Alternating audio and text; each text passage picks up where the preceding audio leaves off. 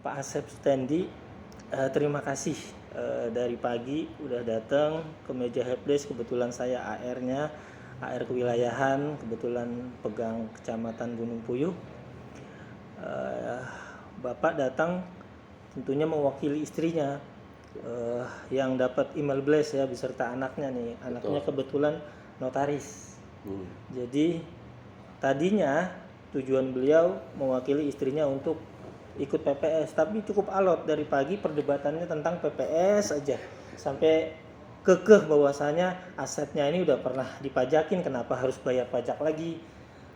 Uniknya lagi nih sampai jam 7 malam begini malah bapaknya akhirnya yang nggak dapat email, nggak dapat surat himbauan dari pajak, dari KPP, malah ikutan setor PPS juga 7 juta kalau nggak salah ya Pak. Betul. Nah, kira-kira saya pindahkan ke sini ini karena kita mau dengerin testimoni Bapak tentang PPS secara umum dan tentunya pelayanan KPP dalam hal ini mungkin ya AR-nya kali. Mangga Pak. Jadi begini, sebelum pagi tadi saya ke kantor KPP dan ketemu AR saya, Pak Sahroni Yusuf ya. Saya karena baru kenal jadi baca gitu ya.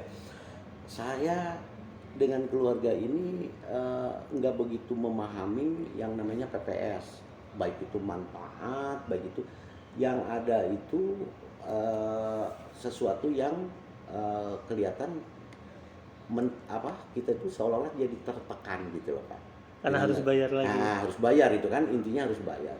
Nah, setelah dapat informasi kita berdebat ya tadi pagi begini begitu, yang akhirnya saya menyadari bahwa PPS itu adalah sebuah solusi untuk masyarakat, apalagi masyarakat seperti saya gitu. Sebagai pengusaha yang mana itu banyak sekali manfaatnya.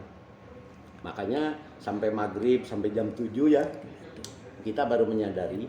Padahal saya belum nggak dapat panggilan klarifikasi email. Yang pribadi ya. Karena aset-aset saya udah saya laporkan dengan semua. Dengan SPT. Nah, cuman yang kena panggilan itu istri saya sama anak saya. Nah, dari situ saya menyadari bahwa PPS itu sebetulnya kegunaannya untuk kebaikan kita juga Pak. Untuk kebaikan juga, bukan sekedar bayar kan intinya PPS itu. Kalau sebelum kemarin tuh saya berpikir bahwa PPS itu bayar kan gitu ya. Padahal harta saya udah dilaporin di SPT tahunan. Nah, ternyata ada salah dari persepsi awal. Setelah dapat informasi dari Bapak dan kita banyak berdebat mengenai sampai kemana-mana gitu berjam-jam sampai saya pulang dulu balik lagi. Yang akhirnya Bapak melayani dengan sabar sampai Pak jangan dulu pulang, dari rumah saya balik lagi kan begitu. Nah akhirnya sampai jam segini ya, udah mau isya sekarang, udah isya. Terus kenapa mutusin ikutan juga PPS? Nah jadi begini, saya tanya pada diri sendiri, karena udah tahu manfaatnya ya Pak ya. Saya jadi iri sama anak saya sama istri saya gitu kan. Nah, akhirnya saya tanya pada saat saya laporan SPT terakhir pribadi saya, apakah saya udah melaporkan semua? Saya jawab udah. Tapi ada sebuah aset yang mana waktu itu saya berpikir bahwa aset ini udah bukan objek pajak. Saya kan suka trading kripto ya. Kripto.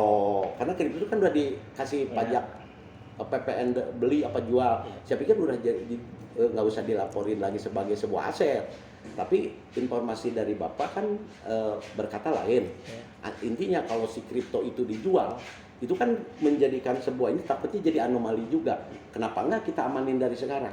Betul. Makanya saya datang lagi ke sini untuk ikut PPS atas nama pribadi saya.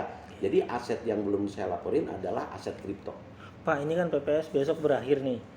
Kira-kira mau bantuin nggak nih, kasih himbauan buat teman-teman pengusaha masyarakat Sukabumi atau teman-teman pengusaha.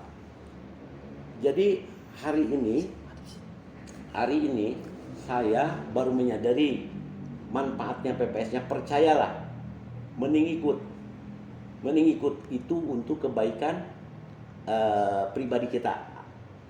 Betul nggak Pak? Iya. Nah, jadi dengan adanya PPS itu adalah sebuah fasilitas dari pemerintah untuk keuntungan kita juga. Itulah mungkin dari saya warga Sukabumi dan rekan pengusaha untuk secepatnya ikut, karena kalau nggak salah terakhir 30 Juni, belum tentu pemerintah memberikan lagi kesempatan. Perpanjang. Ini kebaikan pemerintah loh Pak. Siap.